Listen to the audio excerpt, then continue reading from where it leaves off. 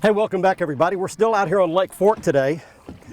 And I tell you, I've been hooked up for a little while here with this fish, and I don't know what I've got, but I've got a fish on here out on this deep hump. And let's see. Oh, that's a good bass. That's a good bass right there. I'm gonna have to get the net for that fish. Oh, calm down.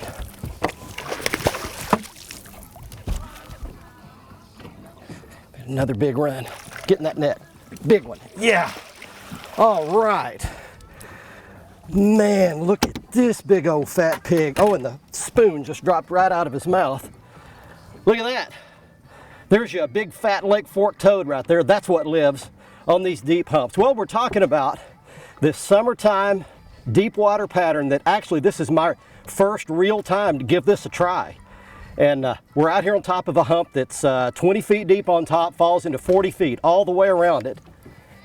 And I got a big old largemouth bass. Man, that sucker is a great one. That fish will weigh probably 7 pounds, maybe, something like that. That's a great one. We're gonna let that fish swim back nice and gently, right over the side. I fought that fish for a long time before we even got the camera up and rolling. And there she goes, straight down. All right, well, let's talk about an important factor about this style of fishing. In listening to all these pros talking, there's some good friends of mine who do this. Keith Combs won this tournament several years in a row doing this exact same thing right here. Kevin Van Dam, Mike Iaconelli, a lot of the big names do this style of fishing right here. They all say the same thing. You've got to catch the bass when they're actively feeding on tops of these humps. They're not feeding all the time. They live out here in the area all summer long and even into the fall, but they only move up on top of the hump when they actively feed.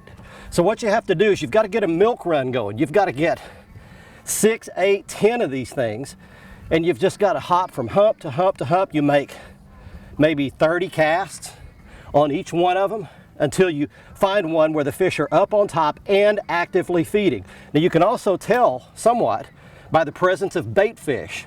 They're feeding on these big gizzard shad out here. When those gizzard shad move up on top and the fish chase them up, that's when you can really get well in a hurry and you can catch a great big one like that. So you just move, move, move, move. Don't spend a lot of time on any one. Now that one was a little bit of a different thing, and I don't see these guys doing this much. They catch these on swim baits for the most part, crankbaits like we caught one on earlier.